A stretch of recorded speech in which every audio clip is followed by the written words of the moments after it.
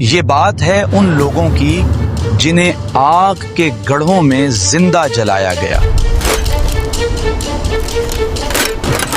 جلا دو سب کو آگ میں۔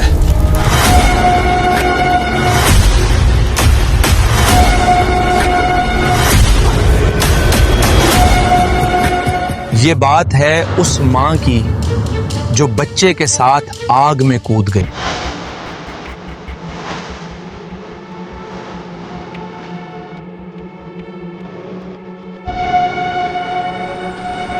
یہ بات ہے ایک نیک لڑکے کی اور گمراہ بادشاہ کی۔ تم سب میرے غلام ہو، میں تمہارا رب ہوں۔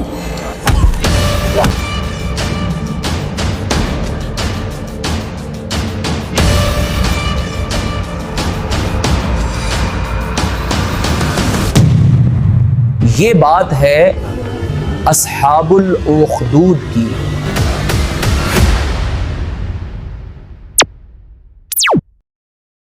یہ کہانی ہے محمد صلی اللہ علیہ وسلم کی پیدائش سے 40 سال پہلے کی، جب یمن کی سرزمین پر نجران نام کا ایک شہر آباد تھا۔ وہاں ایک ظالم اور گمراہ بادشاہ حکومت کرتا تھا، جس کا تکبر آسمان کو چھو لیتا تھا، اور جو اس کا انکار کرتا اس کا انجام صرف موت ہوتا۔ تم سب میرے غلام ہو، میں تمہارا رب ہوں۔ اس کی طاقت کا راز ایک بوڑھا جادوگر تھا، جس کا سیاہ علم لوگوں کے دلوں میں خوف بھر دیتا تھا، اور اسی کی مدد سے بادشاہ پورے شہر پر راج کرتا تھا۔ For only his blood can break the ancient curse and secure your reign. لیکن موت آخرکار ہر ایک کو ڈھونڈ ہی لیتی ہے۔ ایک دن جادوگر نے بادشاہ سے کہا، میں اب کمزور ہو چکا ہوں، میرا وقت ختم ہونے والا ہے، مجھے ایک ذہین لڑکا چاہیے تاکہ میں اپنا علم اسے سونپ دوں۔ میں اب کمزور ہو چکا ہوں، مجھے ایک ذہین لڑکا چاہیے تاکہ میں اس کو اپنا علم سکھا دوں۔ یہ بات سنتے ہی بادشاہ پریشان ہو گیا، کیونکہ اس کی بادشاہت تو اسی جادوگر کے سہارے چلتی تھی۔ اس نے حکم دیا، مجھے فوراً ایک ذہین نوجوان ڈھونڈ کر لاؤ۔ جلد سے جلد مجھے ایک ذہین لڑکا ڈھونڈ کر دو۔ سپاہی شہر میں پھیل گئے، تلاش جاری تھی۔ پھر انہوں نے ایک لڑکے کو چنا، ایک ایسا لڑکا جس کی آنکھوں میں دنیا کی سمجھ بھی تھی اور معصومیت بھی۔ بس پھر اسے حکم دیا گیا کہ وہ روزانہ جادوگر کے گھر جائے اور بادشاہ کے لیے اس سے کالا علم سیکھے۔ وہ لڑکا ہر روز اپنے گھر سے نکلتا اور جادوگر کے محل کی طرف چل پڑتا، مگر اللہ کا منصوبہ کچھ اور ہی تھا۔ راستے میں ایک غار تھی جہاں ایک راہب رہتا تھا، ایسا شخص جو دنیا کے شور سے دور صرف ایک اللہ کی عبادت کرتا تھا۔ ایک دن لڑکا وہاں ٹھہرا، اس نے راہب کی باتیں سنی، وہ حیران رہ گیا۔ یہ کیسی باتیں ہیں؟ وہ باتیں جو جادو کے اندھیروں میں روشنی کی طرح تھی۔ یہ چاند، یہ سورج، سب اللہ نے بنایا ہے۔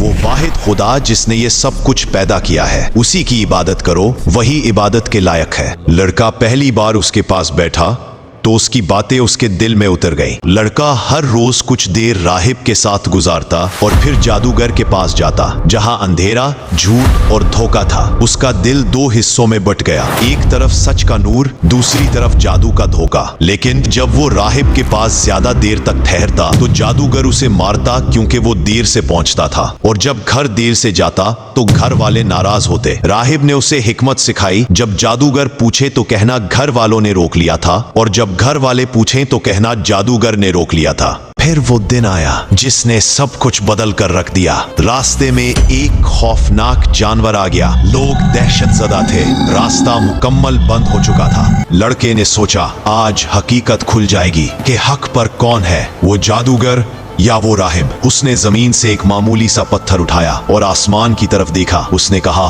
یا اللہ، اگر راہب کا معاملہ تیرے نزدیک جادوگر کے معاملے سے بہتر ہے تو اس جانور کو مار دے تاکہ لوگ یہاں سے گزر سکیں۔ پھر اس نے پتھر پھینکا اور وہ درندے کو لگا۔ وہ خوفناک جانور وہیں گر پڑا اور مر گیا۔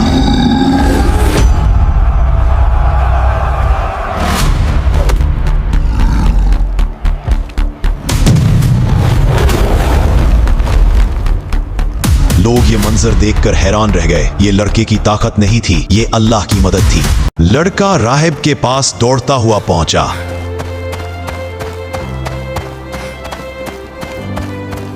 राहिब ने जब ये वाकया सुना तो उसकी आंखों में आंसू आ गए। उसने कहा, बेटा आज तुम मुझसे आगे निकल गए हो, लेकिन याद रखना तुम्हारी आजमाइश होगी, और जब वो वक्त आए तो मेरा नाम मत बताना। अब लड़के ने ईमान कबूल कर लिया और अल्लाह ने उसे एक खास मौजिजा अता किया। वो अल्लाह के हुक्म से लोगों को शिफा देने लगा। अंधों को रोशनी मिल जाती, बीमार सेहतयाब हो जाते। लोग हैरान होकर कहते, ये तो जादू से भी ऊपर की चीज है। शहर में ये खबर फैल गई कि वो लड़का अल्लाह के हुक्म से अंधों को आंखें देता है और बीमारों को शिफा देता है, लेकिन जो भी उसके पास इलाज के लिए आता वो पहले उसे कहता, अल्लाह को एक मानो फिर मैं दुआ करूंगा। बादशाह का एक खास वजीर जो अंधा हो चुका था ढेरों तोहफे लेकर उस लड़के के पास आया। उसने कहा, अगर तुम मुझे ठीक कर दोगे तो ये सारी दौलत तुम्हारी है। लड़के ने कहा, मैं किसी को शिफा नहीं देता, शिफा तो सिर्फ अल्लाह देता है। अगर तुम उस पर ईमान ले आओ तो मैं दुआ करूंगा। वजीर ने दिल से ईमान कबूल किया। लड़के ने अल्लाह से दुआ की और अल्लाह ने उसकी आंखों की रोशनी वापस कर दी। जब वजीर दरबार में वापस आया और बादशाह ने देखा कि उसकी आंखें ठीक हो चुकी हैं, तो वो हिल कर रह गया। बादशाह ने पूछा, तुम्हें किसने ठीक किया? तुम्हें किसने ठीक किया? मेरे रब ने। बादशाह का गुस्सा भड़क उठा। तुम्हारा रब मैं ही तुम्हारा रब हूँ। वजीर को दर्दनाक अजाब दिया गया। आखिरकार उसने लड़के का नाम बता दिया। फिर लड़के को सख्त अजियतें दी गई, यहाँ तक कि उसने भी राहिब का नाम बता दिया। तीनों को इकट्ठा पेश किया गया। राहिब के सर पर आरा रखा गया और कहा गया, अपना दीन छोड़ दो और मुझे अपना रब मानो। उसने इनकार किया और उसे 2 टुकड़ों में काट दिया गया। फिर वजीर से भी यही कहा गया, उसने भी इनकार किया और उसे भी कत्ल कर दिया गया। अब बारी लड़के की थी। बादशाह ने हुक्म दिया, उसे पहाड़ पर ले जाओ और ऊंचाई से नीचे फेंक दो। सिपाही उसे पकड़कर सबसे ऊंचे पहाड़ पर ले गए। वहां लड़के ने हाथ उठाए और दुआ की, या अल्लाह, जिस तरह तू चाहे मुझे इनसे बचा ले। पहाड़ लरज उठा, जमीन हिल गई, तमाम सिपाही खाई में जा गिरे और लड़का सही सलामत वापस लौट आया। जब बादशाह ने देखा कि लड़का जिंदा वापस आ गया तो वो हैरान हो गया। बादशाह पागल हो रहा था। उसने हुक्म दिया, अब इसे समंदर के बीच ले जाओ और डुबो दो। लड़के ने फिर दुआ की। समंदर में तूफान आ गया, कश्ती उलट गई, सिपाही डूब गए, मगर अल्लाह का बंदा फिर जिंदा वापस आ गया। लड़का बादशाह के सामने खड़ा हुआ। उसने कहा, तू मुझे उस वक्त तक नहीं मार सकता जब तक तू वो ना करे जो मैं कहूंगा। उसने कहा, क्या करना होगा? लड़के ने कहा, एक मैदान में सब कुछ जमा करो और मुझे एक पेड़ के ऊपर बांध दो। फिर मेरे तराशे हुए तीर लो और कहो, बिस्मिल्लाहि रब्बिल गुलाम, तो मैं मर जाऊंगा। यानी पहले अल्लाह को मानना पड़ेगा और ये सब शहर देखेगा कि अल्लाह के नाम पर ये मर गया। उसने सोचा, जब जान जानी ही है तो अल्लाह के लिए जाए। तमाम लोग मैदान में जमा हुए। लड़के को खजूर के तने से बांधा गया। सन्नाटा छाया हुआ था।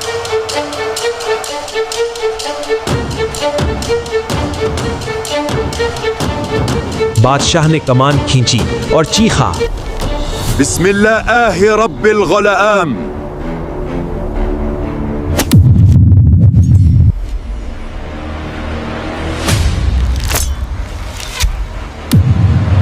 तीर चला, लड़के की कनपटी पर लगा। उसने अपना हाथ जख्म पर रखा और मुस्कुराते हुए अपनी जान रब के हवाले कर दी। ये मंजर देखकर लोग होश खो बैठे। वो चीख उठे, हम उस रब्बे गुलाम पर ईमान लाते हैं। एक आवाज उठी, फिर हजारों आवाजें बन गईं। हम इस गुलाम के रब पर ईमान लाते हैं। और ये हवा पूरे शहर में फैल गई और सब लोगों ने ईमान कबूल कर लिया। ये देखकर बादशाह गजबनाक हो गया। उसे लगा कि मेरी बादशाहत खतरे में है। उसने जमीन में खंदकें खुदवाईं और उन्हें आग से भर दिया।